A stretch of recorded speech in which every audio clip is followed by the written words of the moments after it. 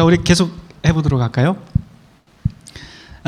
세 번째 계명인데요. 안식일 계명입니다. 보통 이제 안식일 계명은 우리가 주일 성수 생각을 하겠지만 루터가 이야기하는 이 안식일 개념이라고 하는 것은 조금 좀 다릅니다. 특별히 이제 우리가 주일날 모이는 것,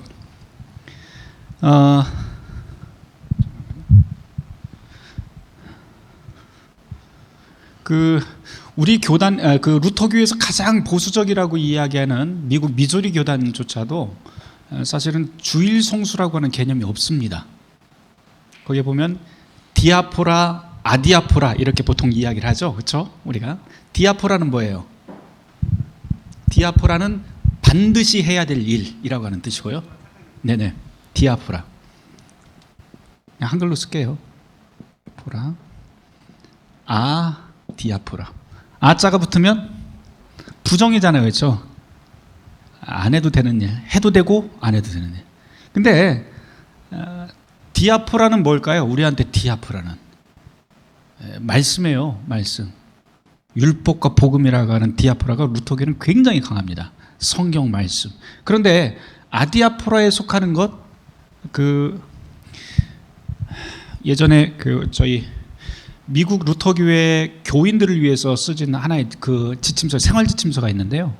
거기에 보면은 아디아포라의 제목 중에 하나가 주일날 교회 오는 게 아디아포라로 되어 있더라고요. 저도 깜짝 놀랐어요.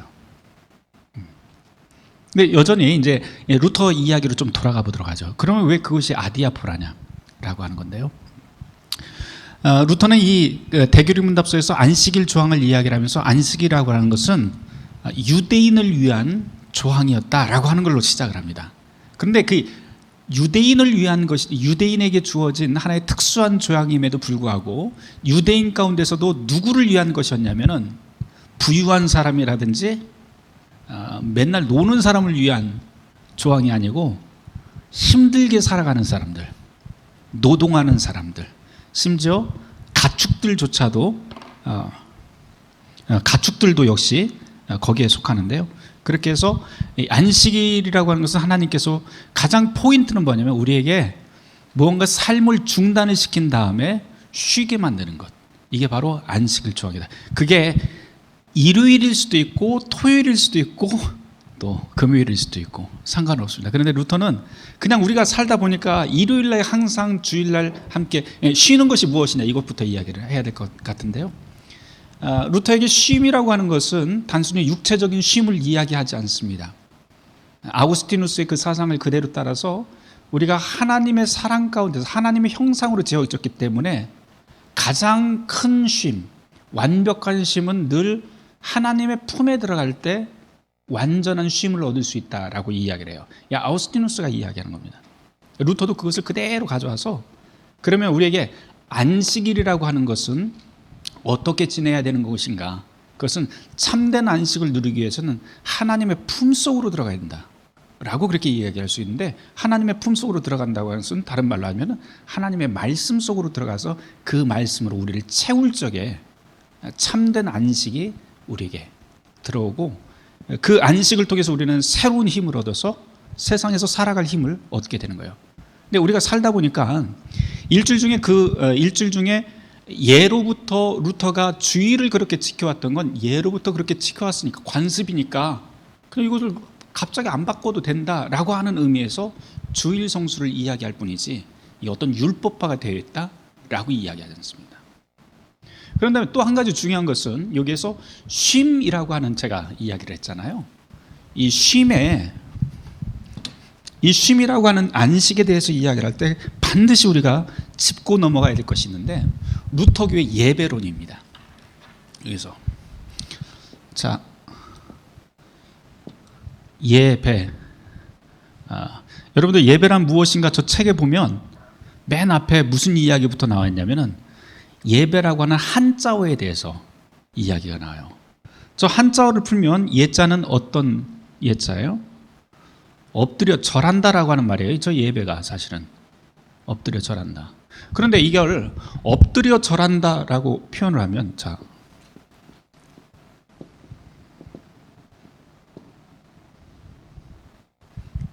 엎드려 절한다. 누가 엎드리는 거예요 지금? 내가 엎드린다. 근데 예배라고 하는 말 다른 말로 쓰면은 어떻게 될까요? 이거보다 예배라는 말보다 더 좋은 말이 있어요. 경배. 경배야말로 존경을 들며 엎드려 절한다 라고 하는 거잖아요. 성경에 보면 사실 우리가 이제 여러분들 이 예배라고 하는 말을 할 적에 늘상 예배 동사를 붙이면 어떻게 됩니까? 동사 예배 뒤에다가 하다 또 예배 보통 드린다 그러잖아요. 또 예배 본다라고도 하는데 무엇이 맞을까라고 하는 것 우리가 좀 생각을 해봐야 됩니다. 왜 그러냐면 루터교의 신학에 있어서는 저 예배라고 하는 말 자체가 가지고 있는 의미가 매우 독특해요. 매우 독특하다고 하는 것은 어디서부터 시작을 하냐면 이전과 다르다라고 하는 말인데, 우리가 종교개혁을 하면서 루터가 항상 강조를 해왔던 것은 인간의 공로와 하나님의 은총 사이에서 어떤 것이 훨씬 더 강조가 됩니까? 하나님의 은총이잖아요. 인간의 노력, 구원하고 아무 상관이 없다는 거예요.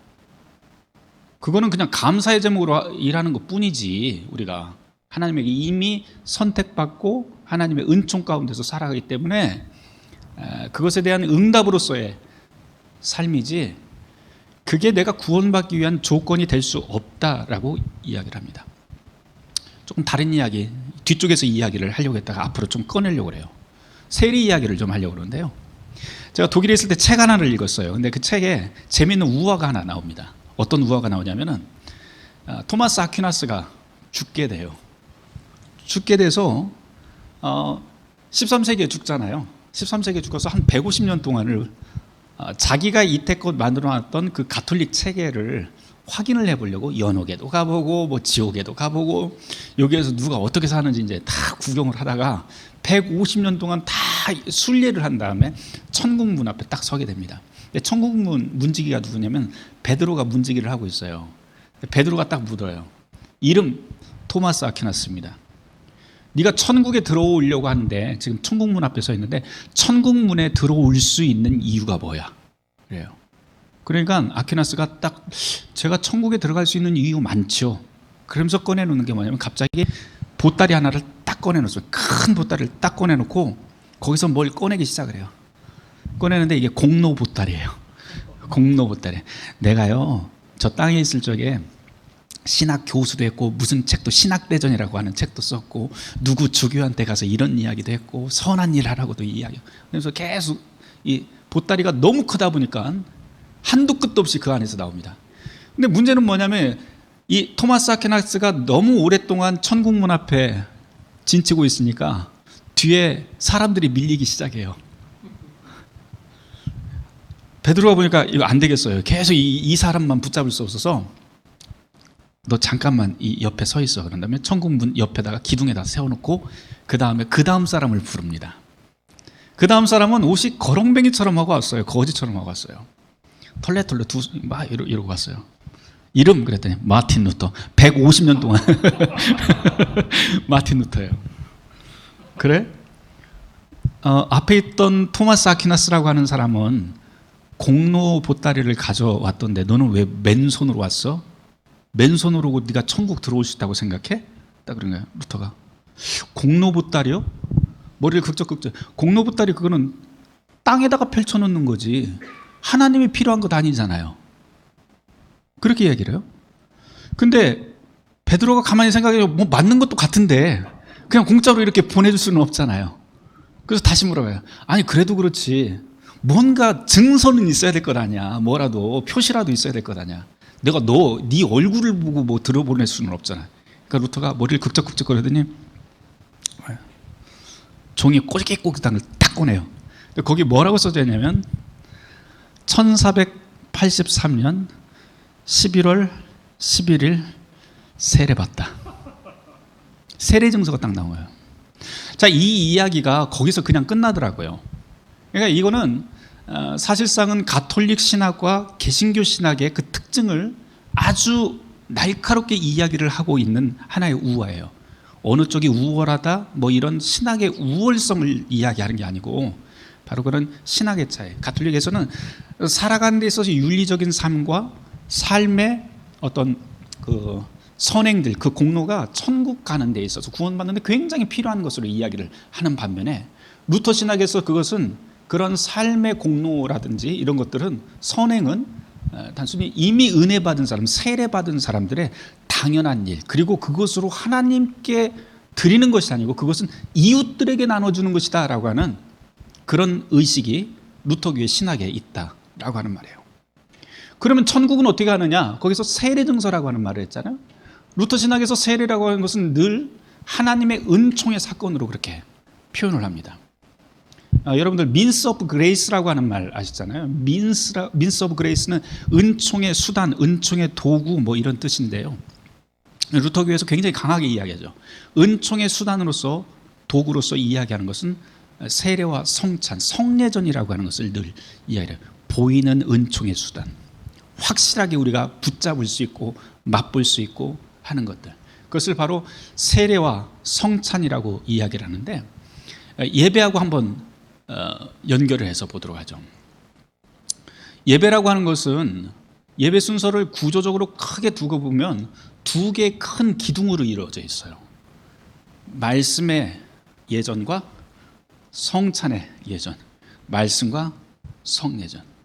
이 두 가지로 이어져 있는 이유가 뭐냐면 매우 신학적인 이유인데, 그것은 바로 하나님께서 죄인을 불러서 용서하고 힘들고 지친 사람들을 불러서 위로하고 힘을 주고 쉼을 준 다음에 일상으로 다시 돌아가게 만드는 거예요. 그러니까 이 예배라고 하는 것, 루터교의 예배는 이전의 가톨릭 교회 미사와 달리, 미사는 내가 무언가를 준비해서 하나님께 올려 드리는 거예요. 자, 그러면 가톨릭에서 예배의 주체는 누구예요? 나예요. 내가 준비해서 드린다예요. 루터교에서는 어떻게 됩니까? 내가 드린다가 아니고 하나님이 나에게 주신다예요. 뭐로 주시느냐? 은혜를 주시는데 말씀과 성찬이라고 하는 은총의 도구를 통해서 하나님께서 나에게 힘을 주시는 거예요. 그래서 방향성이 완전히 다릅니다. 가톨릭에서는 밑에서 내가 무언가를 준비해서 하늘로 올려드리는, 이거는 제사적 방향이라고 이야기를 하죠. 그리고 위에서 아래로 내려오는 것은 계시적 방향이라고 그렇게 이야기를 해요. 이 방향성이 굉장히 중요한 것은 한국어를 쓰더라도 미사 드린다, 가톨릭에서는 이게 맞는 말이에요. 미사 드린다. 루터교에서는 어떻게 이야기해요? 예배 드린다? 물음표가 되어버려요. 이제. 왜? 거기서 내가 드린다라고 하면은 주체가 내가 되어버리는 거예요. 이제 내가 무언가를 드리는 것부터 우리는 생각을 해요. 근데 루터가 강조했던 것은 자꾸 내가 무언가를 하려고 해서 구원을 내가 쟁취하는 것처럼 되는 것 자체가 가장 큰 복음의 오용으로 봤던 거예요. 물론 우리 예배 가운데 하나님께서 말씀과 성찬으로 우리에게 주시는 것뿐만 있는 건 아니죠. 예배 시간에는 뭐가 있어요? 기도와 또 찬송이 있잖아요. 그래서 루터가 토르가우 교회라고 하는 곳을 건축을 한 다음에 개신교 최초의 교회이죠. 거기서 입당 예배를 1545년 10월 5일인가 아마 거기에서 입당 예배를 하는데 설교를 하게 돼요. 근데 그때 설교가 뭐였냐면, 설교 주제 중에 매우 중요한 말을 하게 되는데, 여러분들 예배란 무엇인가 맨 앞쪽에 나오는 그 이야기입니다. 하나님께서는 말씀과 성찬으로 우리에게 말을 건네시고 우리는 기도와 찬송으로 말을 건넵니다. 그러니까 응답한다는 얘기예요. 그러니까 거기에서 중요한 게, 우리가 헷갈리지 말아야 되는 것은, 루터교의 예배에 있어서 매우 중요한 것은 하나님이 먼저 시작하신다요. 하나님이 먼저 주세요. 하나님의 말씀과 성찬으로 주시고, 그러니까 죄인들을 불러서 은총의 힘으로 우리에게 덧입혀 주시면 거기서 힘을 얻고 안식을 얻는 거예요. 그 안식의 힘으로 우리의 삶을 힘있게 살아가게 만드는 것. 그리고 우리는 그 삶 속에서 기도, 찬송 이런 것들로 하나님께 응답하는 삶. 이게 이제 루터교의 예배론이에요. 한 가지 더 보도록 할까요? 용어의 문제인데요. 독일어 다시 한 번만 더 쓰겠습니다.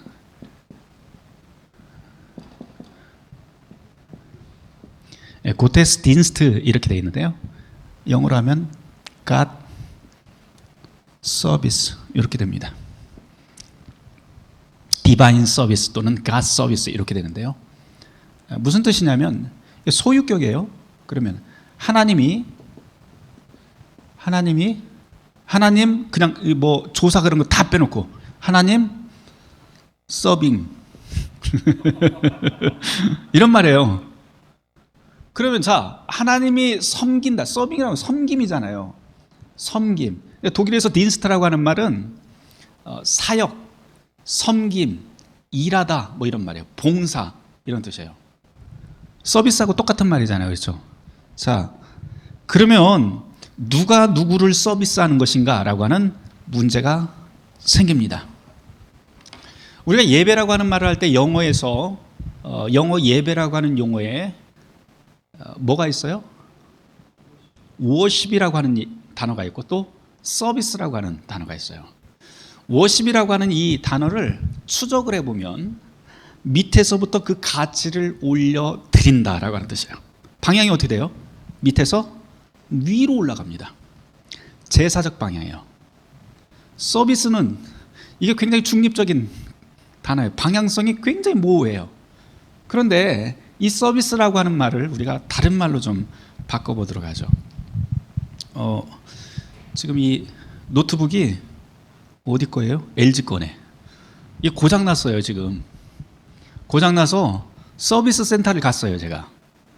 LG 서비스 센터를 가면 누가 누구에게 서비스를 해야 되고 누가 서비스를 받아야 되나요? 서비스를 하는 사람은 누구예요? 누가요? 제가 LG에다가 서비스 합니까? LG가 저한테 서비스를 해요. 그렇죠? 자, 우리 예배로 바꿔보도록 하죠. 예배가 서비스라고 그러니까 루터교에서 예배 서비스라고 하잖아요. 그러면 자, 예배에 왔어요. 교회 나온 문을 딱 열고 왔어요. 자, 서비스를 해야 되는데 누가 누구에게 서비스를 해야 될까요? 내가 하나님께 서비스를 합니까? 하나님이 저에게 서비스를 합니까? 자, 헷갈리기 시작합니다. 통념이 깨져야 돼요, 여러분들. 누가요? 누가? 하나님이 우리에게 서비스를 하는 거예요. 하나님이 일을 하시기 시작을 해요. 그때부터. 무슨 일? 뭘로? 도구는 드라이버 가지고 말씀과 성례전으로. 이게 바로 루터교의 예배 신학이에요. 우리 한 가지 더 여기서 하나 더 가보자. 그래서 여기서 고테스딘스트라고 하는 말 자체는 하나님이 일하신다, 하나님이 섬기신다. 누구를? 죄인을. 루터교의 신학을 다른 말로 뭐라고 하신지 아세요? 신학의 핵심 한 단어만 꼽아라 그러면은 칭의론 이렇게 얘기하죠. 칭의. 칭의를 풀어보세요. 무슨 말이에요? 칭의를 풀어보면 죄인을 의롭다고 여기신다, 선언하신다잖아요. 죄인을 의롭다고 선언하시는 하나님의 은총이라고 하는 말이 칭의론이에요. 이거 조금만 더 바꿔보죠. 그럼 거기서 죄인은 뭐냐? 죄인을 조금 바꿔보면 구원받을 자격이 없는 이라고 하는 뜻이잖아요. 그렇죠? 내가 스스로 구원받을 자격이 없는. 다른 말로 조금 더 바꿔볼까요? 힘없는, 연약한 이런 뜻이 된단 말이에요. 그런 사람을 불러서 너 구원받을 만해, 할 수 있어, 충분해 라고 선언해 주시는 하나님의 은총이 바로 칭의론이에요. 이게 루터교회가 늘 이야기하는 거. 그러면 루터교회의 예배는 어떤 거예요? 똑같이 힘없고 연약하고 쓰러지고 내가 사회에서는 늘 어디 편입할 수 없는 그런 사람들, 늘 차별받는 사람들, 그런 사람들이 다 오는 거예요. 루터교회 예배로. 그런 사람들을 뭐라고 해요? 괜찮아, 충분해 라고 선언을 해주는 것이 바로 루터교회예요.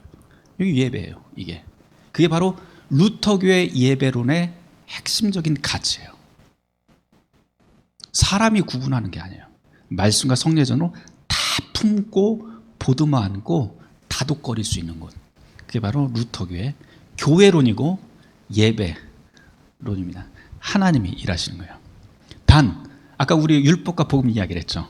그렇게 하나님의 보드마 안으실 적에 우리는 그거에 대한 책임의식들을 이제 갖기 시작을 해요. 부채의식이죠, 일종의.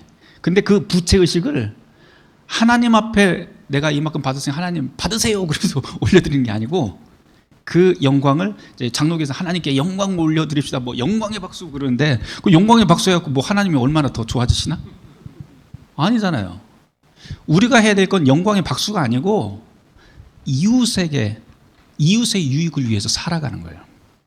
루터가 대규리 문답에서 계속해서 강조하는 게 바로 그 이야기예요. 내가 정말 은혜 받았다 그러면 하나님을 위해서 사는 것은 이웃을 위해서 사는 거예요. 특별히 1520년도 루터의 3대 논문이 있는데요. 그 3대 논문 중에 맨 마지막에 나온 그리스도인의 자유, 제가 굉장히 좋아하는 논문이에요. 이 그리스도인의 자유는 특징 중에 하나가 루터의 글이 굉장히 전투적이고 말도 거칠고 그런데, 특별히 1520년도 자체가 루터가 이제 파문당하던 때이기 때문에 글 자체가 거의 모든 글들이 매우 거칠어요. 근데 이 1520년도 맨 마지막 마지막 달에 루터가 썼던 그리스도인의 자유는 이게 굉장히 아름다워요. 너무너무 아름다워요. 이게 가톨릭을 향해서 쓴 게 아니에요. 그냥 기독교인들이 가지고 있는 정말 아름다운 덕, 이런 것들을 써요. 거기에 어떤 내용이 나오냐면 믿음과 사랑에 대한, 믿음, 사랑, 자유에 대한 이야기가 거기에 문장에 나오는데, 제가 완벽한 워딩은 아니지만 대충 이런 내용이 나와요. 믿음은 우리를 하늘로 들어올립니다. 여기서부터 시작해요. 믿음은 우리를 하늘로 들어올립니다. 그러나 사랑은 하늘에 머물지 않고 땅으로 우리를 끌어내립니다. 그리고 그 사랑이 이웃 안으로 우리를 밀어넣습니다. 거기에 바로 예수 그리스도가 있기 때문입니다. 그곳에서 함께 나누는 것이 그리스도인의 자유입니다. 이런 내용이 나와요, 거기에. 그러니까 믿음, 사랑, 자유, 세 가지가 나오는데, 바로 믿음이라고, 우리가 믿음 좋다고 그러면 다 하늘로 올라가 버리잖아요. 근데 루터교회가 이야기하는 또 복음의 어떤 핵심적인 가치는 하늘로 혼자 붕붕 떠다니면 그런 슈퍼맨 이야기가 아니라는 거예요. 그게 아니고 땅으로 내려야 됩니다. 땅으로. 아까 얘기했다시피 하나님께 영광이라고 하는 말을 할 적에 루터교에서 잘 안 써요. 사실은 그런 말을 잘 안 쓰는데, 어쨌든 하나님의 영광이라고 할 때 우리가 늘 머릿속에 염두해야 될 것은 하늘 위에 하나님이 아니고, 사실은 우리 인간들 속에 계시는 그리스도 예수를 염두에 두고 사람들 속에서 우리가 하나님을 찾아야 된다는 거예요. 그 속에 들어가서 함께 나누고 나의 유익을 나누면서 그 속에서 하나님의 나라가 매일매일 넓어져 가는 것을 발견하는 삶, 그게 바로 예배의 정신으로 루터교의 신학 칭의론이라고 하는 내용이고요. 그렇습니다. 지금 그 안식에 대해서 이야기를 했는데, 예배에 대해서도 제가 잠깐 말씀을 드렸어요. 나온 김에 뭐 예배 하나 더 이야기를 하죠. 우리가 이제 오해하고 있는 것 중에 하나 더 이야기를 해볼까요? 그 교회 가보면 예배 다 중요하다고 얘기는 해요. 그렇죠? 근데 그러면서 그 교회에서 가장 많이 쓰는 예배 중요하다고 하면서 쓰는 성구가 요한복음 4장의 말씀.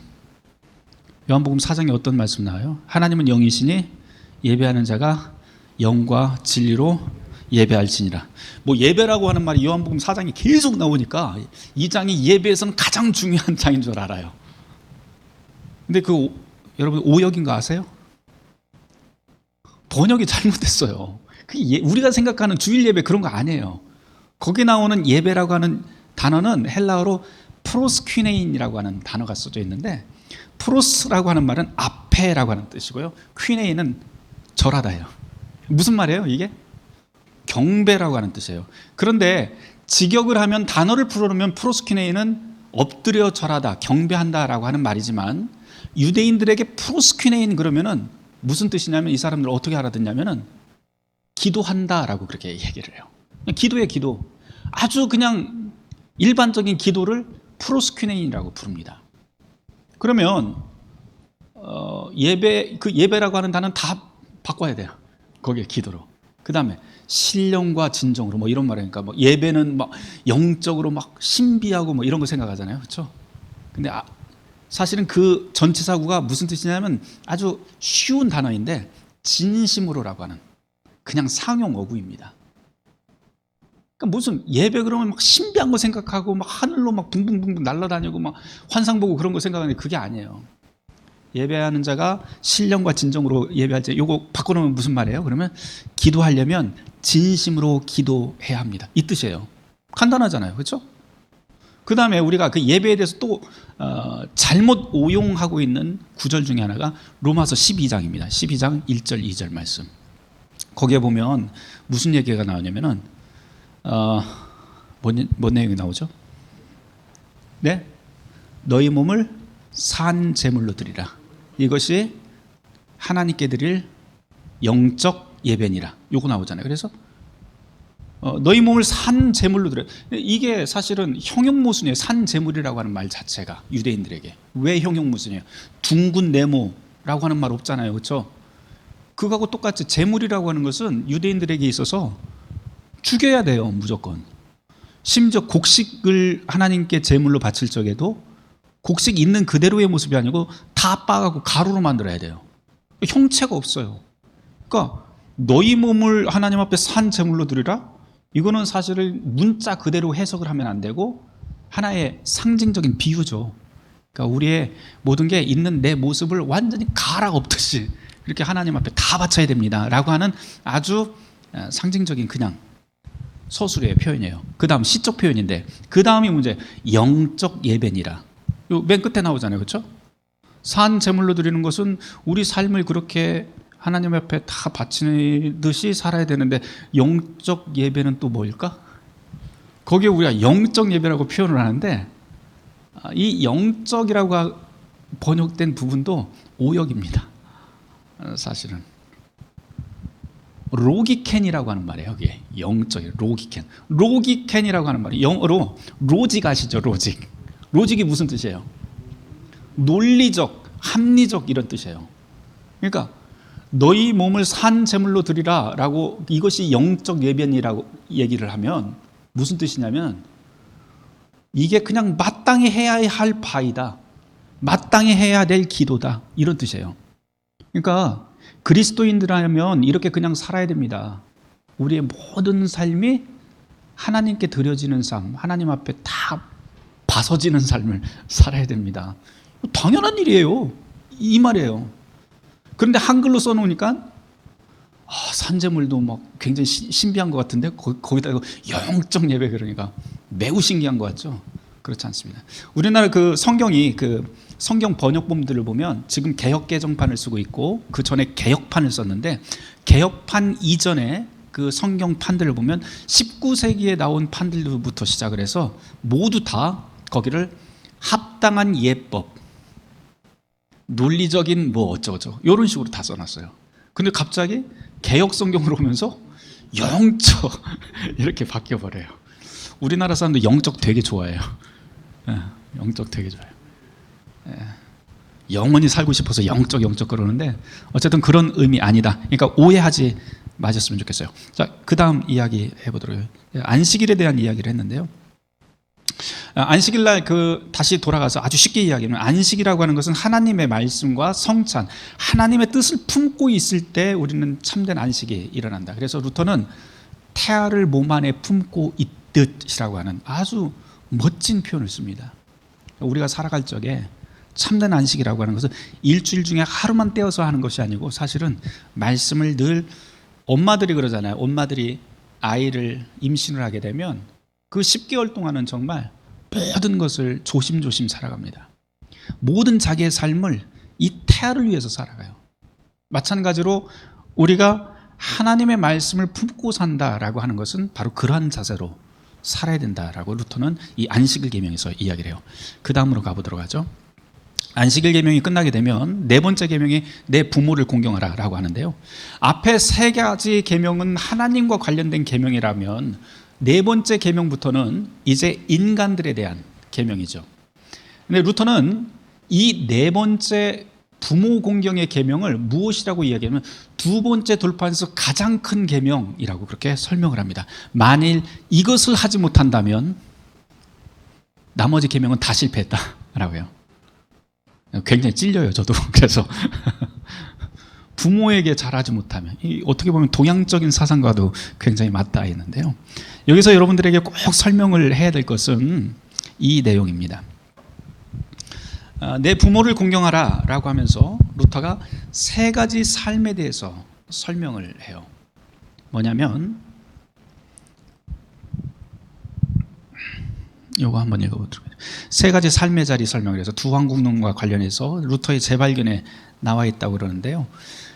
소규리 문답서의 답에 보면 내 부모를 공경하라, 이것은 무슨 뜻입니까? 하나님을 두려워하고 사랑하라는 뜻인데, 우리는 부모와 윗사람을 멸시하거나 화나게 하지 말고 공경하고 섬기며 존중하고 사랑하는 마음으로 대해야 됩니다. 윗사람이 누구냐? 질문을 할 수 있잖아요. 루터에게는 삶의 자리가 세 군데가 있다고 이야기를 해요. 이렇게 한번 써보죠. 특별히 기독교인들은 세 가지 삶의 자리를 다 가지고 있는데, 하나는 혈연 공동체, 하나는 정치 공동체, 하나는 영적 공동체. 새 신분론이라고도 이야기를 하는데요. 신분론이라고 하는 것은 사실 맞지는 않고 자기가 서 있는 자리, 슈탄트, 영어로 하면 스탠드라고 하는 뜻이에요. 그래서 세 가지 삶의 자리, 영적 공동체. 자, 이 혈연 공동체라고 하는 것은 라틴어로 하면 오이코노미아, 에코 아시죠? 에코가 뭐예요? 에코, 환경, 뭐 그런 말이잖아요. 오이코노미아는 무슨 뜻이냐면 살아가는 삶의 자리, 먹고 살아가는 자리라고 하는데요. 특별히 이 오이코노미아, 이제 성경에는 가족 이렇게 돼 있어요. 이게 가족. 여러분들 이제 가족이 뭐예요? 가족. 보통 우리 가족 그러면은 엄마, 아빠, 자녀 이렇게만, 혈연 공동체만을 생각을 하는데, 사실 우리가 이 가족이라고 하는 개념을 혈연 공동체로 생각한 건 그리 오래되지 않았습니다. 사실은 예전에 고대 시대로부터 중세까지 이 가족이라고 하는 오이코노미아 개념은요, 하나의 경제 공동체를 뜻해요. 그래서 가족 안에서 오이코노미아는 엄마, 아빠, 뭐 가족뿐만 아니고 거기는 하인도 들어가고요, 가축도 들어가고 땅도 들어갑니다. 이게 하나의 자급자족 형태의 오이코노미아. 그러니까 혈연 공동체는 먹고 사는 것과 관련이 되어 있어요. 자, 정치는 뭘까요? 요거를 뛰어넘는 것, 관계를 이야기합니다. 관계, 사회적 관계를 얘기하죠. 이건 사회라고 하면 돼요. 사회 경제 공동체. 영적 공동체는 교회예요. 자, 이거를 조금 더 쉽게 이야기를 해보죠. 이게 다 윗사람이 있다고 그래요. 부모가 있다고 그래요. 부모. 혈연 공동체의 부모는 엄마, 아빠, 부모. 자, 정치 사회 공동체의 대빵은 누구예요? 왕이나 또 누구예요? 직장에서는 직장 사장님, 뭐 이렇게 사장. 영적 공동체에서는 부모가 누구예요? 목사예요. 루터한테는 아주 분명해요. 이거 목사. 말씀을 먹이는 사람, 이게 부모라고 이야기를 해요. 자, 요 셋 다 하나님이 주신 삶의 자리예요. 그래서 기독교인은 이 세 가지 삶의 자리에 공통적으로 살아간다라고 그렇게 설명을 합니다. 자, 여기서부터 이제 다른 교단 신학하고 구분점을 우리가 좀 생각을 좀 해보려고 해요. 자, 여러분, 교회, 국가라고 하면 너무 멀리 있으니까 직장이라고 합시다. 직장, 교회, 직장, 또 가족. 셋 중에 어디가 제일 중요할까요? 어디가 제일 중요해요? 네? 어렵지 않아요. 쉬워요. 아주 쉽게 이야기를 하면, 주일날 아침에 사고가 터졌어요. 어디부터 가야 될까요?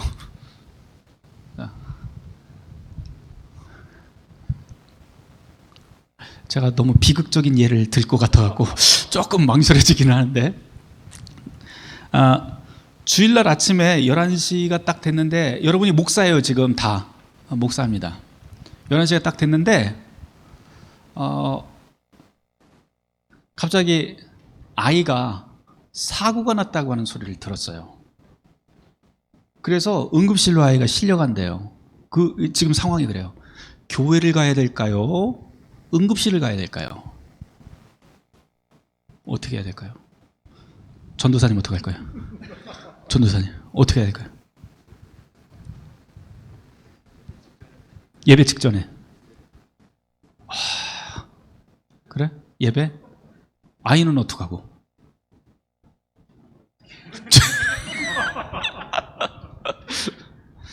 제가 실제적인 이야기를 하나 들어볼게요. 제가 신학교를 다닐 적에 전도사로 갔는데, 저희 교회에 부장 집사님이 은행에, 그때 한일은행 그 부장인가 뭐 그랬던 것 같아요. 근데 이분이 어느 날 와서 저한테 이런 질문을 해요. 전도사님, 고민이 하나 있습니다. 굉장히 신실한 분인데 고민이 있습니다. 제가 주일날 주일 성수를 하기 위해서 한 번도, 주일날 그 직장에서 하는 무슨 행사 같은 거 한 번도 안 갔는데, 계속 안 가다 보니까 진급이 안 됐고, 또 이번 주 돌아오는 주일에 전체 전국 한일은행이 모여서 무슨 행사를 하는데, 전국 단위의 행사를 하는데, 그때 은행장님이 오십니다. 저 이번에 안 가면 저를 자르겠다고, 그 국가평가를 해서 자르겠다고 이미 저한테 경고가 왔습니다. 어떻게 해야 됩니까? 그래요. 자, 여러분들이라면 어떻게 답변을 해주시겠습니까? 전도사님 어떻게 하시겠어요? 네? 어떻게 하시겠어요? 거길 가라고? 자, 다른 분. 준목님 어떻게 하시겠어요? 가라고? 신앙이 별로 없는 것 같은데? 교회에 대한 충성도가 약간 떨어지는 것 같은데? 자, 투표로 하면 해. 자, 가라고 한다. 손 들어보세요. 가라고 한다. 이분들은 준목고시 합격하기가 조금 어렵겠습니다. 네. 자, 답변은 이거예요. 그때는 제가 답을 못했어요, 사실. 지금 같으면 답을 할 수 있을 것 같아요. 마음대로 하십시오. 마음대로 하십시오. 왜 이런 말을 할까? 이 셋 다 사실은 모두 다 하나님이 우리에게 주신 소명의 자리예요. 셋 다. 어느 게 위 아래가 없어요. 모두 다요. 그러면 문제는 뭐냐면 갈등의 상황이 있잖아요. 선택과 갈등의 상황이. 그렇죠? 인간의 비극이라고 하는 게 바로 그런 데 있어요. 헤겔이 그런 말을 하더라고요. 인간의 비극은 옳고 그름 가운데서 옳음을 선택하는 게 비극이 아니라, 옳음과 옳음 사이에 서 있을 때 그것이 참으로 비극이다. 이런 표현을 써요. 옳음과 옳음 사이에. 저 교회를 가든지 아니면은 직장을 가든지 둘 다 옳은 거잖아요. 어떻게 보면. 그렇죠? 아니에요? 둘 다 옳은 거잖아요. 아니면 가족을 택하든지 아니면 교회를 가든지 둘 다 옳은 거잖아요. 이 사이에서 갈등을 하는 거예요, 도대체. 근데 몸은 하나라서 무조건 하나를 택해야 돼요. 그때 어떻게 할 것인가. 여기에서 루터교의 하나의 윤리적 선택 기준이 하나, 제가 여러분에게 소개를 할 수가 있는데, 1521년도에 루터가 편지를 하나 쓰게 돼요. 어떤 편지를 쓰게 되냐면, 배경은 이거예요. 루터가 1521년도에 보름스 제국의회에서 제국 추방령을 받게 되죠. 4월 달에, 4월 18일에 들어갔다가 21일 정도에 이제 제국 추방령을 받고 급히 피신을 하게 됩니다. 자기가 스스로 피신한 건 아니고요. 당시 이제 프리드리 선제후가 납치를 해서 바르트부르크 성에다가 집어넣어요. 근데 이제 원래 있던 비텐베르크에서 루터가 다 죽은 줄 알죠. 루터도 변장하고 이름도 바꾸고 융커 요르크라고 하는 이름으로 그 바르트부르크에서 칩거하게 됩니다. 근데 이 칩거할 적에 그곳에 루터가 있다라고 하는 사실을 아는 사람이 극소수가 있었어요. 그 중에 한 명이 루터의 동료였던 멜랑이톤이 알고 있었어요. 문제는 뭐냐면, 루터가 그 비텐베르크에서 종교개혁을 하다가 독일에서는 거의 영웅급으로 이렇게 추대를 받다가 루터가 죽었다고 하는 소문이 돌기 시작을 합니다. 실제로 루터가 나타나지를 않았고 죽었다고 하는 소문이 도니까 비텐베르크가 이제 소동이 일어나요. 소동이 일어나는데 이 소동이 진압이 안 됩니다. 루터가 없으니까 어떤 일이 벌어지냐면 루터가 종교개혁의 정신을 이 비텐베르크에다 심어놨으니 루터는 없더라도 개혁은 이루어져야 된다.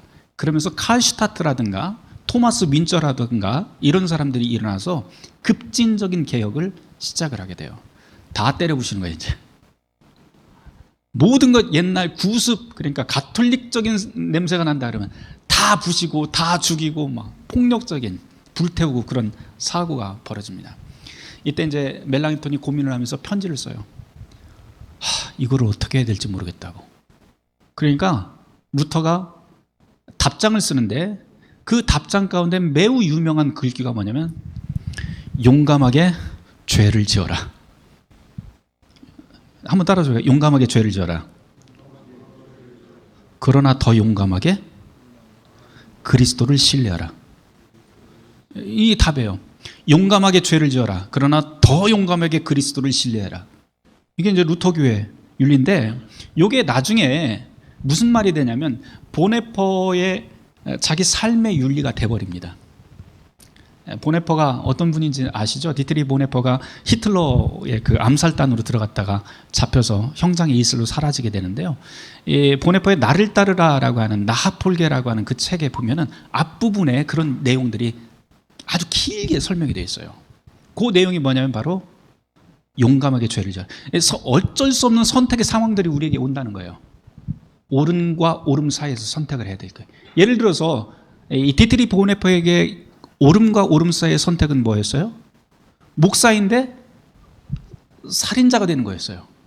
히틀러를 그냥 놔두자니 목사로서 지금 아까 그 우리 읽었었잖아요. 거기에서도 그 포악한 군주들이 있는 것을 왜 목사들이 눈을 감고 있느냐라고 하는 그런 말이 있듯이 사회의 악에 대해서 눈과 귀를 막고 있는 그것 목사로서는 큰 죄예요. 그러면 그렇다고 뭐 입 다물고 가만히 있을 수도 없고 보네퍼의 말대로 하자면 미친 운전사가 지금 절벽으로 많은 버스를 몰고 가고 있는데 그거 멈춰 세워야 되는 거잖아요. 자기는. 그래서 그 운전사를 급히 끌어내리는 일을 내가 해야 된다라고 했던 거죠. 어떤 식으로 목사로서 살인자가 되는 것 죄예요. 그러나 목사로서 가만히 있는 것도 죄예요. 이게 문제였던 거예요. 둘 중에 하나를 선택을 하는데 선택을 합니다. 그런데 그 선택을 했을 적에 보네퍼는 용감하게 죄를 지은 거예요. 말하자면 용감하게 한쪽을 원칙이 있었어요. 세 가지 원칙에. 첫 번째 원칙이 뭐냐면 나를 위한 일이 아니라 이웃을 위한 일이 되어야 될 것. 이게 첫 번째 원칙입니다. 이게 루터 신학에서 아주 중요한 원칙이에요. 나의 유익, 내가 그냥 나 혼자 피해받고 그러는 거면 그냥 당하고 말아라 그래요. 특별히 이제 터키에 대한 이야기를 할 적에 루터가 그런 말을 쓰는데 터키가 그 유럽을 점령한 다음에 독일인들을 다 끌고 가서 나 혼자 그냥 당하고 그런다면 그냥 당해도 돼. 그런데 만일 그것이 내 이웃들의 유익을 해하고 있다면 그때는 일어나야지 이거예요. 그래서 나의 유익을 구하는 것이 아니고 이웃의 유익을 위해서 판단할 것. 어떤 사안이 있을 때 나보다 더 이웃에게 유익이 있는 일을 택해라. 이게 첫 번째 원칙. 두 번째 원칙이 있는데요. 지금이 아니라 미래를 위한 일이 되어야 된다. 지금이 아니라 미래를 위한 일. 교육이라고 하는 것도 그렇잖아요. 그렇죠? 교육 뭐 지금 여러분들 잘 가르쳐놨자 뭐 이걸로 무슨 크게 되거나 이런 건 아니잖아요. 근데 교단에서 교육에다가 계속 힘을 쏟는 이유는 뭐냐면은 우리의 미래를 위한 일이기 때문에 하는 거예요. 그래서 루터가 교육이란 타협의 대상이 아니다라고 이야기를 했던 이유가 바로 오늘이 아니라 내일을 위한 준비였던 거예요. 근데 이게 바로 삶에서도 어떤 옳음과 옳음 사이에 어떤 일을 선택을 할 때 내가 아닌 이웃의 유익을 위하고 두 번째로 오늘이 아니라 내일을 위한 일.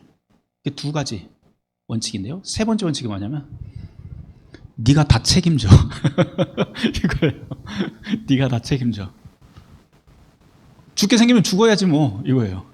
근데 너무 무책임하잖아요 이게. 예를 들어서 보네퍼 같은 경우에는 그걸 그대로 받아들여요. 그래서 자기가 살인 단체에 들어갔으니까, 암살단에 들어갔으니까 잡혔잖아요. 죽어요 그냥. 루터가 봤을 때 죽어야지 뭐 그거. 이렇게 되는 거예요. 그런데 맨 마지막 이야기가 있었죠. 용감하게 죄를 져야. 그 다음에 뭐예요? 그것보다도 더 용감해 그리스도를 신뢰하라. 이게 무슨 뜻이냐면, 우리가 어떤 책임을 지더라도 그것에 대해서 선택하고 행동을 했을 때에는 죽음까지도 각오할 수 있는 그런 결단이 있어야 되는데, 설령 죽더라도 우리는 살아난다. 왜? 부활의 그리스도가 있으니까. 이게 바로 루터교의 신학이에요. 다시 돌아가 보도록 할까요? 아까 주일날 아침에 사고가 일어났어요. 그러면 교회를 가야 되나? 아니면 내 자식을 데리고 병원을 가야 되나? 주일날 주일 성수를 해야 되나? 아니면 나 잘리기 전에 저기를 가야 되나? 누가 결정을 해야 돼요? 하나님이 계시해 주셔서? 아니에요. 하나님은 그런 방식으로 일하지 않으세요. 내가 결정을 해야 돼요. 내가 책임을 져야 돼요. 단 결정할 때는 나보다도 이웃을 위한 일, 오늘보다도 미래를 위한 일, 그리고 내가 결정을 했으면 무조건 책임은 내가 진다. 죽더라도. 그래도 괜찮은 이유? 부활하신 그리스도가 있기 때문에. 이게 바로 루터 신학의 어떤 그 삶의 윤리, 삶의 세 자리라고 하는 그런 논리입니다. 그래서 내 부모를 공경하라라고 하는 말에서 제가 이런 이야기를 했고요. 나머지 이 살인하지 말라, 또 간음하지 말라, 나머지 이야기들 다 똑같은 이야기들이에요. 이게 그거를 조금씩 응용한 이야기가 이 뒷부분에서 이어집니다. 사도신조는 여러분들이 그냥 쭉 읽어보시면 될 것 같고요. 네. 사실은 루터가 굉장히 중요하게 이야기를 했던 부분은 사도신조보다는 십계명이 여러분들 분량으로 보더라도 거의 뭐 한 70%? 대결의문답에서 70%를 차지할 정도 십계명이 굉장히 중요하게 여겨지는데, 바로 1, 2, 3, 4계명까지가 거의 반 이상을 차지를 합니다. 그래서 그만큼 이 네 가지의 계명을 제대로 파악을 하고 있다면 사실 나머지 계명들은 아주 쉽게 이해를 하실 수가 있고요. 또 앞서도 말씀을 드렸다시피 루터가 항상 말하다시피 이 맨 마지막에 이거 우리 못한다 그렇게 고백을 합니다. 그래서 우리가 못하기 때문에 우리 선조들도 정말 못했는지 한번 확인해 보라 하는 것이 사도신경이고요. 사도신경 그 다음에 나오는 그 내용들이 바로 하나님께서 우리를 도우시는 그 방법들에 대한 이야기가 주님 가르치신 기도입니다. 하나만 더 보도록 할까요? 저기 보면 8페이지에 보면 성화라고 되어 있는 분이 있어요. 성령을 믿사하며 거룩한 공예와 성도가 서로 교통하는 것과 뭐라고 되어 있는데요. 루터는 이 부분을 성화라고 그렇게 소제목을 붙여놓습니다. 거룩하게 되어간다. 이 부분 사도신경에서 제 세 번째, 원래 이제 사도신경이 루터 이전에는 사도들이 만든 사도들 12명이 한 대목씩 끊어서 만들었다라고 그렇게 전설이 있었습니다. 12사도가. 루터는 그렇게 받아들이질 않아요. 사도들이 만든 것 아니다. 만든 거 아니고 이전부터 우리 교회가 함께 공동으로 고백해 오던 전통적인 신앙의 고백이다라고 이야기를 합니다. 그러면서 이것을 이전에는 가톨릭에서는 12가지로 구분을 해서 가르쳤다면 루터는 성부, 성자, 성령 셋으로 나눠서 그냥 설명을 합니다. 그런 다음에 루터 맨 마지막에 성령의 단계에서 루터는 이것을 성령을 교회론하고 연결을 시켜서 설명을 하는데요. 특별히 이제 성화라고 하는 표현을 써요. 장로교에 계신 분들, 장로교회 뭐 신학자들이든지 아니면 이런 분들 성화 무척 중요하게 여기죠. 근데 그 성화라고 하는 것은 자기 삶 속에서 무언가 점점점 거룩해져 가는 것이라고 그렇게 이야기를 합니다. 근데 루터교의 성화는요 조금 달라요. 이 카테고리 자체가 조금 다른 게, 루터교회에서 말하는 성화는 그냥 교회를 이야기를 합니다. 교회. 교회에서 하나님의 말씀을 통해서 또는 하나님의 성찬을 통해서 우리가 거룩해지는 거, 그런 걸 이야기해요. 뒤쪽에 가면 또 세례에 대한 이야기가 나올 텐데 그 세례에서도 한 번 세례에 대한 세례의 유일회성에 대해서 이야기를 하는 동시에 루터는 매일 세례를 또 이야기를 해요. 매일 세례. 이게 바로 어찌 보면 장로교에서 이야기하는 성화와 그대로 같은 개념으로 간다라고 하는 것은 사실은 여기에 나와 있는 루터가 말하는 성화가 아니고 세례 개념이 오히려 더 장로교하고 굉장히 잘 들어맞는 그런 개념이라고 할 수가 있습니다. 제가 무슨 일이 있더라도 5시에 끝낸다고 말씀을 드렸고요. 네. 자, 여러분 아시죠? 아직 책 한 권 아직 안 한 거? 예배란 무엇인가? 아직 우리 손도 안 댔어요. 그렇죠?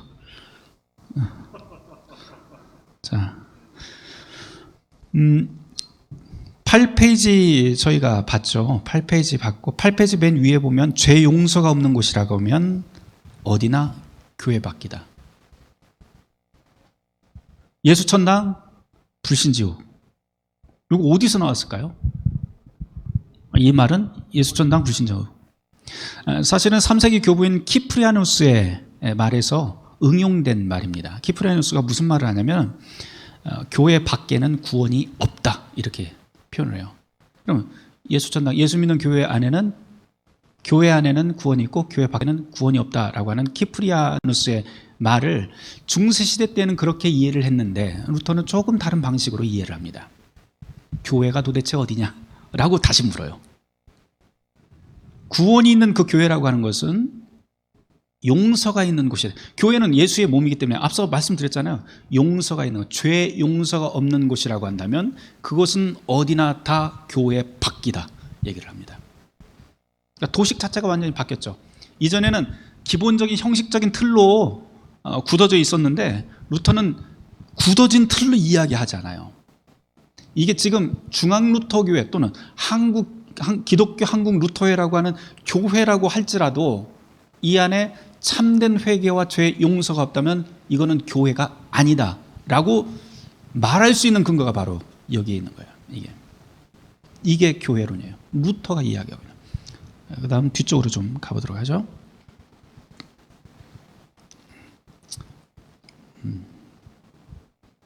주기도는 여러분들 그냥 쭉 읽어보시면 돼요. 이것도 세례도 마찬가지고. 네.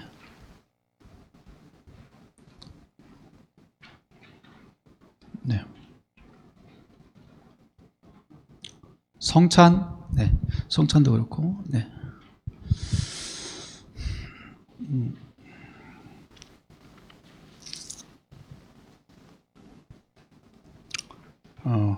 뭐를 말씀을 드릴까 지금 고민 중입니다. 지금.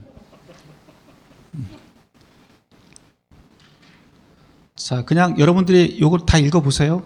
읽어보시고 질문 나시면 평생의 과제로 목사라고 하는 이 자리는요, 신학이라고 하는 자리는 한 번에 끝나지 않습니다. 그러니까 여러분들 계속해서 공부하는 자리이고 또 스스로 질문을 갖고 찾아가는 그런 과정이 또 여러분이 신학의 자리니까 여러분이 스스로 좀 찾아보시고 정 모르시는 거 있으면 교수님들 찾아가시든지 아니면 담임 목사님한테 말씀하시든지, 담임 목사님들 다 아세요. 이거 다 아시니까 물어보시고, 또 아니다 싶으면 총회교육원에 여러분들이 문의를 하시면 총회교육원장님께서 아주 성실하고 아름다운 답변을 해 주시리라 믿어 의심치 않습니다. 그렇죠, 원장님? 네. 제가 사실은 오늘 오면서 여러모로 뭐 걱정도 많이 하고 또 여러분들 만나는 거 설레기도 하고 그런 마음으로 왔는데 제가 아까 그 박일영 원장님한테는 잠깐 말씀을 드렸는데 제가 어디 가서 강의하면서 떨지를 않아요. 잘 초반에 잠깐 한 2, 3분 떨고 나머지는 잘 안 떠는데 이상하게 여러분들 앞에 서니까 막 떨리고 이게 말이 계속 꼬이고 그래서 저도 좀 이상하다. 그랬더니 박일영 원장님 무슨 말이냐면 우리 식구들 만난다고 하는 그런 설렘 때문에 그럴 거예요. 이렇게 말씀을 해주시대. 정말 아직도 그래요. 아직도. 근데 여러분하고 오늘 끝날 일은 아니니까 네. 오늘 이 이야기 그냥 끝났다고 해서 그냥 끝난 게 아니다 생각을 하시면 될 것 같습니다. 더 일찍 끝날 수도 있어요. 네. 하나만 이야기를 하죠. 예배에 관한 이야기만 좀 하려고 그래요. 제가 사실 그 예배 역사라든지 아니면 이런 거 다 이야기를 할 수가 있지만 아주 간략하게만 한마디만 좀 하려고 합니다. 뭐냐면 예배라고 하는 것은요, 그 교회의 역사와 신학의 총합입니다. 이 말을 다른 말로 하면 교회가 서 있는 그 역사와 신학이 다르다면 예배의 형식과 그리고 이해하는 방법이 다 다를 수 있다라고 하는 가능성이에요. 간혹 이런 말을 해요. 특별히 저 루터교회에 있으면서 그런 말 많이 들었는데, 정통이냐 비정통이냐, 니네 교회 예배는 정통이냐, 이런 말이에요. 세상에 정통이라는 게 어디 있어요? 정통 없어요. 없어요. 우리가 정통이라고 이야기하는 루터교회 예배 정통이라고 이야기하는 것을 어디서 찾을 수 있을까요? 어디가 정통이에요, 여러분? 어디가? 자, 초대교회? 초대교회로 돌아가자, 그런 말 많이 하죠. 그런데 여러분들 착각하지 마세요. 초대교회라고 얘기할 때 그 사람한테 다시 한번 물어보세요. 누군가 여러분 초대교회로 돌아가야 됩니다 그러면 반드시 물어봐야 될 게 몇 세기 교회예요? 물어보세요. 초대교회는 몇 세기예요? 몇 세기가 초대교회입니까? 몇 세기가 초대교회예요? 전도사님, 초대교회 몇 세기가 초대교회? 2세기, 3세기? 1세기는 아닌가? 1세기는 아니에요? 초대교회? 봐봐요. 정확하지 않잖아. 자신도 없죠. 사람마다 우리가 초대교회라고 하는 말을 할 때 가지고 있는 시기가 다 달라요. 일단. 그리고 게다가 더 문제는 뭐냐면, 보통 저한테 초대교회가 언제냐 그러면 저는 313년 이전 교회를 초대교회 또는 초세기 교회라고 그렇게 이야기를 합니다. 1세기, 2세기, 3세기. 문제는 뭐냐면 1세기, 2세기, 1세기의 교회와 2세기의 교회가 사회적 정황이 완전히 달라요. 2세기의 교회와 3세기의 교회가 또 사회적 정황이 완전히 달라요. 더 재밌는 거 알려줄까요? 초대교회로 돌아가자 그러면 또 물어보세요. 언제 교회요? 그러면 2세기, 250년 딱 이 이야기를 했다 쳐요. 그럼 어디요? 지역은 어디요? 물어봐야 돼요. 왜냐하면 우리가 초기 교회의 역사에서 보면 지역적으로 굉장히 중요한 기독교 문화가 발흥했던 지역들이 있어요. 도시 문화권들이 뭐 안디옥, 예루살렘, 또 카르타고 할 것 없이. 그런데 똑같은 시기에 250년이라고 딱 집었다 하더라도 북쪽과 남쪽은 전혀 다른 양식의 예배 형태, 신앙의 형태를 가지고 있었어요. 동쪽과 서쪽도 완전히 달라요. 이런 식으로 해서 같은 시기를 할지라도 지역에 따라서, 같은 지역 내에서도 어떤 사람이 모였냐에 따라서 예배 순서가 다 달라요. 이런 것들을 제가 이 책에다가 써놨어요, 지금. 그래서 1세기의 가장 대표적인 예로 제가 그 문서, 그 예배에 관련된 문서가 그리 많지 않습니다. 313년도 이전에 그 문서들이 그렇게 많지 않아요. 그래서 어떤 면에서 보면 이것을 추적하기가 굉장히 쉬워요. 디다케, 사도들의 교훈이라고 했던 디다케, 또 사도전승, 또 변증, 제1변증서, 뭐 이 세 개만 제가 대표적으로 여기다가 해놨는데요. 이것들을 추적을 해나가 보면 재밌는 현상의 하나는 도대체 우리가 초기 교회의 예배의 원형적인 모습은 무엇이었을까라고 하는 것을 추적을 해보면 너무 다양해서 말을 할 수가 없어요. 너무 다양하다고 하는 말은, 다른 말로 하자면 지금 우리의 예배 모습들은, 예배 형식들은 누구든지 그 근원과 예배 신학 또는 역사에 대해서 이야기만 할 수 있다면 그게 바로 정통이다라고 또 이야기했어요. 거꾸로 이야기하면. 이거를 계속해서 올라가잖아요. 이 예배의식이 어디서 나왔지? 계속 추적을 해보면 어디까지 가냐면 가장 뒤로 올라가는 게 예수님의 최후의 만찬이잖아요. 그렇죠? 예수님의 최후의 만찬 다음에 또 엠마오의 그 제자들이 함께 모여서 떡을 떼어서 예수님의 말씀을 듣다가 갑자기 눈이 열리고 또 뜻을 알게 됐다. 뭐 이런 이야기들, 엠마오 기사와 또 최후의 만찬 이런 게 있는데, 예수님 돌아가신 다음에, 승천하신 다음에 이야기를 하면 그때 교회가 세워졌다라고 한번 생각을 해보세요. 그러면 그때 예배는 어떻게 했을까? 12제자가 있어요. 12제자 다 죽었어. 그 다음에 예배 어떻게 했어? 그러니까 속사도 때는 어떻게 했냐고요. 유대교회하고는 전혀 다른 방식의 특별한 의식들이 있었던 거예요. 그런데 특이한 것은 신약 성경을 쭉 보면 유대교회하고는 다른 정체 의식이 있었기 때문에 기독교회라고 하는 것은 그리스도를 따르는 교회잖아요. 모임이잖아요. 그러니까 유대교회하고는 뭔가 다른 자기 정체성을 가지고 있었기 때문에 단어들을 사용을 예배라고 하는 단어 용어 자체도 매우 다양하게 사용을 하기 시작을 하는데 그 중에 하나가 라트레이아라고 하는 단어와 유카리스티아라고 하는 단어를 쓰게 됩니다. 유카리스티아는 감사라고 하는 뜻이에요. 이게 성경에서 보면 감사 또는 감사기도, 축성 뭐 이렇게도 번역이 되고요. 또 우리가 성찬이라고 하는 말로도 번역을 하는 게 유카리스티아예요. 형식은 계속해서 변하는데 변하지 않던 것이 있었어요. 뭐냐면 예수님이 돌아가시면 우리가 상식적으로 생각해도 아주 쉬운데요. 예수님이 돌아가시고 1세대 제자들이 죽고 2세대, 3세대로 넘어가면서 모임이 시작되는데 모임이 어려워져요. 왜 어려워지면 핍박의 시대니까. 박해의 시대 때 모이면 어떻게 됩니까? 거리두기 해야 되고 4인 이상 금지해야 되고 뭐 이렇잖아요.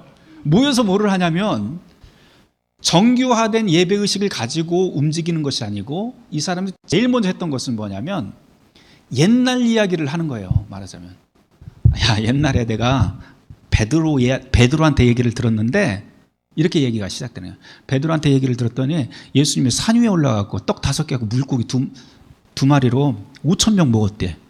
그러면서 이야기 꽃을 피우기 시작을 합니다. 그런 다음에 뭐가 해요? 시간이 지나면 밥 먹어야 되잖아요. 근데 이 밥 먹는 시간조차도 이 사람들에게는 너무 귀한 거예요. 그래서 이 밥 먹는 것조차도 의미 부여를 하기 시작을 합니다. 야, 그냥 밥 먹었던 게 아니고 예수님이 떡을 가지사 감사하기도 하고 떼어서 제자들을 막 줬어. 이것은 내 몸이야 그러면서 이것은 너희를 위해서 흘린 내 피로 세운 새 언약의 잔이야 그러면서 예수님께서 주셔서 이런 식으로 이야기 형태의 소모임 그리고 그런 예배가 예배 원형이에요. 다시 말해서 기억, 아남네시스라고 하는 기억을 되뇌이면서 옛날에 예수님의 행적이라든지 복음의 이야기를 나누는 것. 이게 바로 우리가 소위 이야기하는 말씀의 예전이라고 하는 한 부분이고요. 그 다음에 성찬을 그 감사의 예로 함께 나누게 됩니다. 우리가 지금 우리 그 루터교회 예배 의식에 여러 가지 순서들이 있는데요. 역사가 지나면서 다듬어지고 또 신학적으로 다듬어지고 또 새로 생기고 없어지고 한 것들이 매우 많습니다. 예를 들면 이런 거 한번 생각을 해보죠. 초기에 제가 그랬잖아요. 초기에는 사람들이 모여서 옛날 얘기하다가 시간 돼서 밥 먹었다고 했는데 그러면 박해의 시대 때 4인 이상 금지인데 다 초기 교회 박해의 시대 때는 어디에서 모였습니까? 몇 명이 모였을까요? 교회 공동체 보통 우리가 가족 공동체라고 그런 이야기를 했었잖아요. 그래서 가족 모임으로 소그룹으로 모입니다. 그것도 일종의 비밀 모임이 되었었죠. 1세기 말 2세기 뭐 이런 때는 비밀 모임이었는데 이때 입당송 있었을까요? 입당송 촛불 들고 나왔을까요? 있었을까요? 없었어요. 언제부터 생겼을까요? 예배의식이 지금 오늘의 형태처럼 굉장히 복잡해지기 시작한 때는 313년 이후입니다. 그래서 여러분 이 책에서 읽어보면서 중요한 그 시점이 몇 군데가 있는데 첫 번째가 313년이에요. 이 313년은 콘스탄티누스 대제가 기독교를 공인하던 시기입니다. 공인했다고 하는 것 가지고 너무 크게 의미 부여는 하지 마세요. 왜냐하면 공인했다고 하는 것은 이 로마 제국이라고 하는 것은 원래 다종교 사회입니다. 다종교 사회였기 때문에 여러 종교 중에 하나의 종교일 뿐이에요. 로마에 가보면 판테온이라고 하는 큰 신전이 있습니다. 이 판테온이라고 하는 것은 판이라고 하는 말은 모든이라고 하는 뜻이고요. 뭐 우리 판아시아 뭐 이런 말 하잖아요. 거기에서 판이라고 하는 라틴어는요, 접두어는 모든이라고 하는 뜻인데 테온은 신이라고 하는 뜻이에요. 그러면 모든 신들을 다 모아놓은 신전이 만신전 또는 판테온이라고 하는 곳이에요. 근데 여기에 가보면 이제 우리 그 사도 바울의 로마서에도 이 판테온이 나오는데 거기에 보면 이름 없는 신 나오죠. 이름 없는 신이 거기에 있어요. 왜? 로마 사람들의 생각에는 로마 제국이 워낙 광대하고 넓다 보니까 이 넓은 땅에 동에서부터 서까지 이게 가다 보면 해가 지지를 않는 거예요, 이게. 그래서 로마 제국이라고 하는 것은 해가 지지 않는 제국인데 이 드넓은 제국을 어떻게 통치를 하느냐? 사람 혼자서 하기가 힘든 거예요, 말하자면. 그래서 로마 제국은요, 우리가 소위 이야기하는 수도가 없어요. 수도가 없고 군사 요충지로 제국 의회를 할 수 있는 주요 요충지들이 유럽의 곳곳에 이렇게 놓이게 됩니다. 그래서 가서 거기서 주둔을 하고 회의하고 뭐 이런 식으로 움직이는데요. 어찌되었든 로마 사람들은 그렇게 생각을 한 거예요. 이 드넓은 로마 제국을 평화롭게 다스리기 위해서 신들의 도움을 받아야 된다. 근데 그 신들은 어디서 어떻게 하냐면 전능한 유일신이 아니라 다신이잖아요. 어디 바다의 신, 하늘의 신, 천둥의 신, 비의 신 할 것 없이 신들마다 다 각각의 기능들이 특수 고유 사역이 다 있는 거예요. 그러니까 이 특수 고유 사역을 가지고 있는 모든 신들을 다 모아서 잘 섬기면 로마 제국이 아무 문제 없이 움직일 수 있다라고 생각을 했어요. 근데 자기네들이 다 모여놨는데 맨 마지막에 그래도 우리가 모르는 신이 있겠지 해서 만들어 놓은 것이 바로 이 만신전 맨 끝에 보면 이름 없는 신 이렇게 돼 있어요. 거기 섬기는 곳이 바로 바울이 얘기했던 이름 없는 신 뭐 이런 로마서 3장에 나오는 그런 내용인데요. 어찌되었든 로마는 그런 나라예요. 그런데 왜 하필 기독교는 그 다종교 사회에서 정식 종교로 인정받지 못했을까? 313년 이전에 물어봐야 되잖아요. 왜 그랬을까요? 이유는 몇 가지가 있는데 그 중에 가장 큰 이유는 뭐냐면 황제를 숭배 안 했어요. 하나님의 아들이라고 하는 신의 아들이라고 하는 그 호칭은 로마 황제에게만 쓰이는 건데 기독교인들은 그걸 거부를 합니다. 그래서 여러분들이 복음서를 읽을 때 또는 복음서가 아니라 사도 서신들을 읽을 적에 맨 위에 하나님의 아들 어쩌고저쩌고 복음서에도 하나님의 아들 어쩌고저쩌고 이렇게 나올 적에 그냥 읽으면 안 되는 거고요. 굉장히 정치적이고 사회적인 이슈예요. 그게 목숨 걸고 하는 이야기들이에요. 그게 다. 그러니까 이 기독교인들은 그렇게 황제가 지배하는 세계 안에서 일종의 구테타 정신을 가지고 있었던 사람들이에요. 그러니까 이게 당연히 종교로 편입되기가 어렵죠. 거기다가 기독교인들은 자기네들끼리만의 삶을 살면서 윤리적으로 살아요. 우리가 소위 이야기하는 선한 삶을 위해서 그렇게 살아요. 자기 혼자의 유익을 위해 살지 않고 이웃을 위해 살아요. 매력이 있었던 거예요. 말하자면 이 사람들은. 더 재밌는 것은 뭐냐면 313년 이전에 우리가 소위 이야기하는 3세기 교회에서는요, 2세기, 3세기 교회에서는 전도를 하지 않았대요. 우리 요즘 뭐 전도 폭발 뭐 이런 거 많이 하잖아요. 초기 교회에서는 전도 프로그램이 하나도 없었어요. 그런데도 불구하고 로드니 스타크라고 하는 그 초대 교회 연구가의 그 연구를 보면 매 10년마다 기독교인의 숫자가 몇 프로? 30% 이상인가? 그렇게 계속 폭증을 해요. 300%였던 거예요. 300% 이상씩. 매 10년마다 300%. 어떻게 가능해? 매일 박해받고 사자밥 되고 그러는데도 기독교인들의 숫자가 줄지를 않아요. 점점 더 늘어가요. 이유는 뭐였냐면 삶의 매력이 있었던 거예요. 그러니까 뭐 교회 다니지 예수천당 불신족 이런 거 안 해도 내가 사는 모습을 보고 저 사람들이 들어오는 거예요. 자꾸. 그래서 그런데 그렇게 살던 사람들이 313년도에 교회가 국가의 공인된 종교로서 정식 종교로 받아들여지니까 그때부터 어떤 혜택들을 얻게 되냐면은 지하에 있던 카타콤베에서 예배를 드리던 그 장소가 지상으로 올라오게 돼요. 그러면서 국가로부터 정식 혜택들을 많이 받게 되는데요. 특별히 380년이 되게 되면 데오도시우스 황제라고 하는 로마의 황제가 세례를 받게 됩니다. 아우구스티누스 콘스탄티누스 대제는 죽기 전에 받잖아요. 그 사람 굉장히 정치적인 사람이지 무슨 신앙적인 그런 사람 저는 그렇게 안 봐요. 매우 정치적인 사람이었는데 그에 비해서 380년의 그 세례를 받은 데오도시 왕자는 매우 신앙적이었어요. 근데 여기에서 말하는 신앙적이라고 하는 말은 조금 여러분들이 약간 돌려서 들으셔야 돼요. 요즘 말로 하면 기독교 빠였어요. 진짜로. 그래서 이 사람은 자기가 세례 받자마자 로마 전체 원래 다종교 사회를 기독교 유일의 국가로 바꿔버립니다. 그러면서 기독교가 아닌 사람들은 공직에도 들어오지 못하고 기독교가 아닌 종교들은 다 이단으로 다 처단을 시작을 해요. 그래서 결국 그게 문제가 돼서요. 그 아들 세대에 로마가 쪼개지잖아요. 이게 쪼개지고 망하는 길로 가는 거예요. 이게 어찌되었든 380년 그러니까 4세기 중반부터 4세기 말부터 해서 4세기 말부터 해서 교회가 로마 제국으로부터 엄청난 혜택을 얻게 되는데 그 혜택 중에 하나가 뭐냐면 예배당을 얻기 시작을 합니다. 그 예배당이 바실리카라고 하는 건물을 얻기 시작을 해요. 대리석 건물로 해서 이 바실리카는 원래는 고대 로마 시대 때는 로마의 집정관이 그곳에서 행정 절차를 다 행정과 법무 절차를 하던 곳이었는데 이곳을 교회가 얻게 됩니다. 근데 이 바실리카는 저 입구에서부터 제단까지 이 길이가 엄청나게 길어요. 근데 예전에는 가정 예배하는데 무슨 입당송 그런 거 필요 없었는데 여기가 너무 기니까 이거를 채울 시간이 필요하게 됩니다.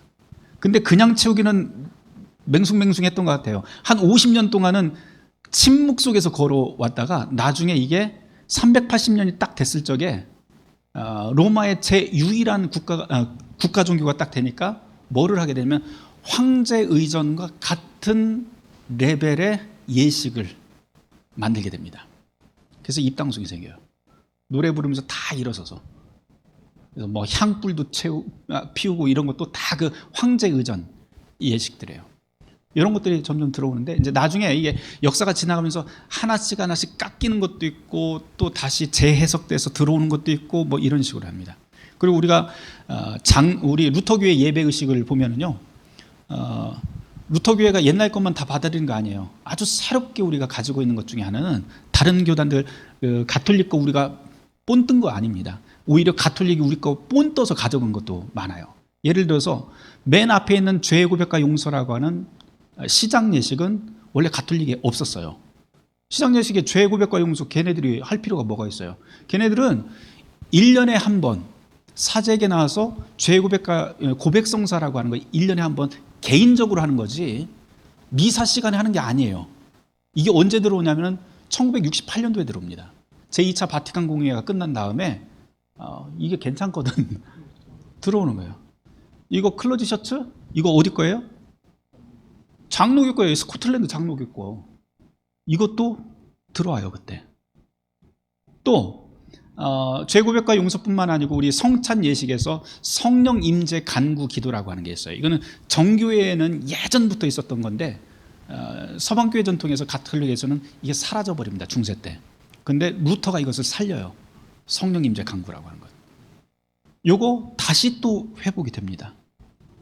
그러면 장로교회는 우리한테 준 것 아무것도 없느냐? 우리 예배의식서에 보면 시몬의 찬송 있죠? 시몬의 노래. 이거 장로교회 예배의식서에서 갖고 온 거예요. 잘 보면 예배의식이라고 하는 것은요, 어느 한 교회에 원래부터 고유한 것이다 라고 이야기하는 것들이 굉장히 무의미해요. 어떤 면에서 보면. 앞서 말씀드렸다시피 예배라고 하는 것은 그 교회의 역사와 신학의 총합이다. 그래서 매 순간 우리가 그 역사가 어떤 것인지 목회자라고 한다면 그 교회 목회자라면 그 역사가 무엇인지 분명하게 알아야 될 필요가 있고 질문할 줄 알아야 되고 그리고 교인들과 함께 나눌 수 있어야 돼요. 그런데 그것이 단순히 그냥 옛날에 있었어 라고 하는 것으로 끝나면 절대 안 돼요. 그거는 신학자들이나 목회자들이 취할 태도가 아닙니다. 과거에 있었다고 그냥 무조건 좋은 것인가? 질문해야지 또. 루터교회, 최소한 루터교회 교인이라면, 루터교회 목사라고 한다면. 그러면서 그 의미가 지금 오늘의 이 자리에 우리한테 어떤 의미를 발생을 시킬 수 있을지 늘 생각을 하고 함께 설명을 하고 만들어 가야 되는 것. 이게 바로 루터교회 예배의 전체적인 그런 틀이라고 이야기할 수가 있습니다. 5시가 됐어요.